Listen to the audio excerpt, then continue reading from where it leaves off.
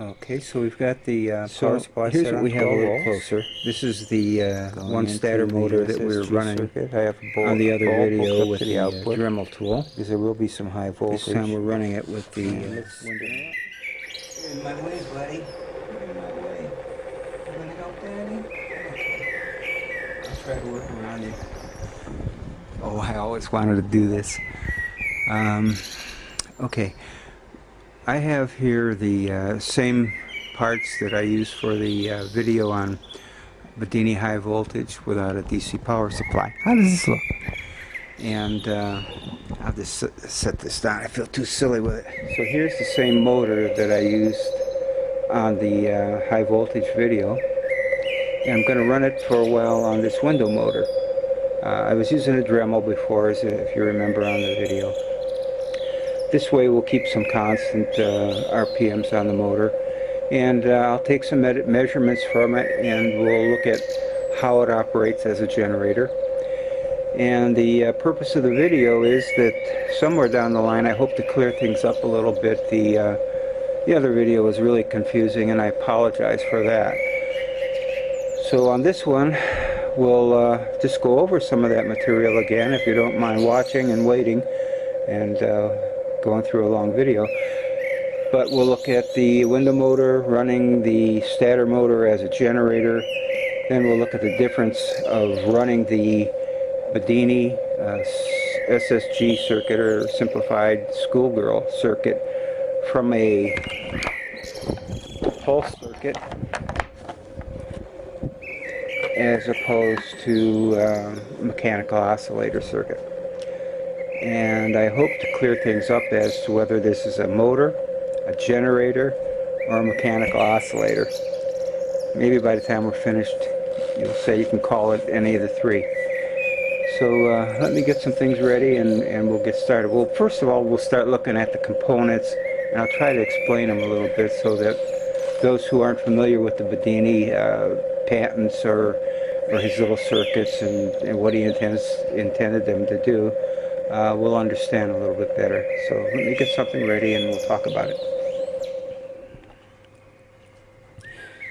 So here's what we have a little closer. This is the one stator motor that we were running on the other video with the Dremel tool.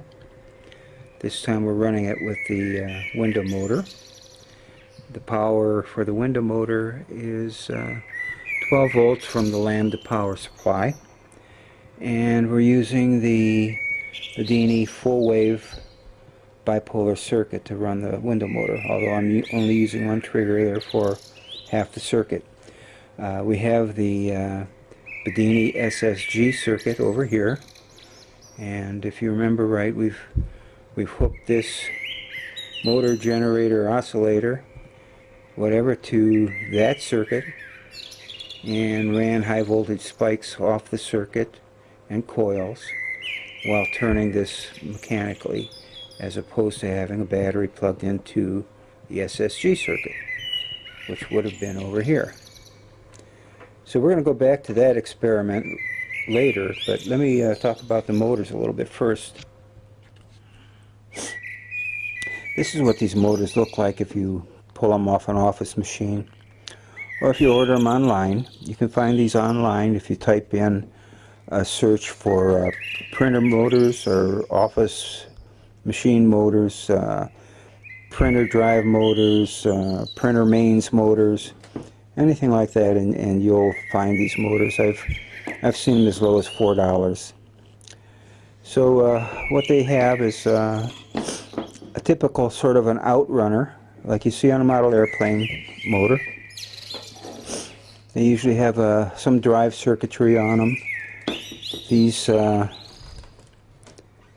chips happen to be a NPN and PNP FET driver circuit, and there's usually some other components on there.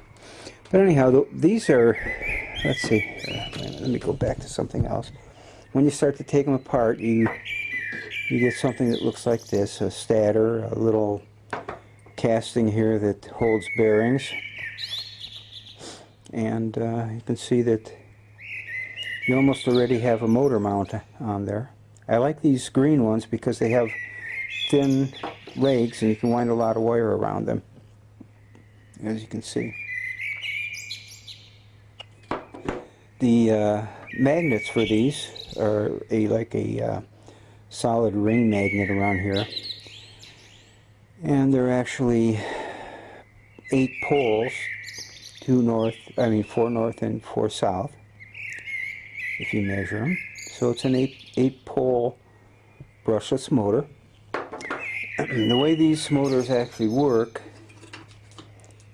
is there's some Hall effect sensors on the boards underneath the magnets, so they allow the motor to run in this 3-phase operation. If you look at the way the coils are wound, they're in a typical 3-phase configuration. Let me take one of these apart. It's hard to work with one hand. But this is what the windings look like on the stock motor. You can see under here somewhere there's some Hall effect sensors. I don't know if you can see one under there or not. I think you can. But there's 3.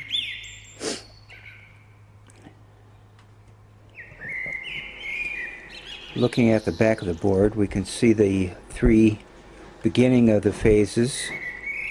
This would be the beginning winding of each of the 3 phases. And over here we can see that each end of the 3 phases is tied together. So that indicates that this motor is in a Y or star configuration.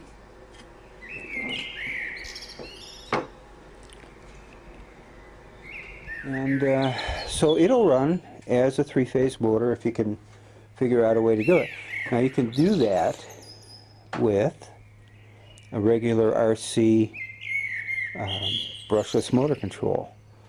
So if you take those 3 wires, attach them to those 3 phases, get yourself a little servo tester here to run the speed control, you can run this as a brushless motor the way you would a model airplane motor. And I'm going to make a video about that at some other time, so I don't want to go into that too much. I'll pick some other motor and try to make something useful. There's some other things you can do with these motors. Here I've actually made some connections to the Hall effect sensors that are under the rotor. So what I did is actually use the Hall effect sensor along with the John Bedini circuit and ran the motor that way. So there's a lot of things you can experiment with. The motors come in a lot of different sizes, shapes, forms. There's some pretty good size ones. That's a big one. And some of them even have gearboxes on them. Now what I usually do is melt this soft ring magnet off of here and replace it with something that looks more like this. And from there we're going to go on to trying out one of these motors and see what we have. So we'll get this running and hooked up and talk about that. I want to explain what started this whole experiment. At one time there was a lot of people on the forums taking these fans apart or buying a kit and rewinding this stator in here to work with the SSG circuit or a modified circuit of that, and they were making their little energizers or chargers or pulse motors this way. So I thought I'd try it, but the first thing I did was lose the bearing in the center, so I wasn't going to pick up another fan. So what I did was I had these other things, so I took one of these larger stator motors and I wound 4 of the legs similar to a fan motor. And that worked, so I thought, well, I sure would like to see if I could do it with all the legs. So that's how this started. I decided that I was going to do whatever I could to get one of these stators to work with all 12 legs wound. And the way I did that was the way I explained with trigger circuit and then the power coils. So to start this all off, I wanted to make a modified version of this and actually see if I could make a motor that would run from this little Bedini energizer circuit or pulse circuit. And so let's hook something up here and we'll take a look at it. Okay, so we've got the power supply set on 12 volts. Going into the SSG circuit, I have a bulb hooked up to the output because there will be some high voltage. And let's spin her up.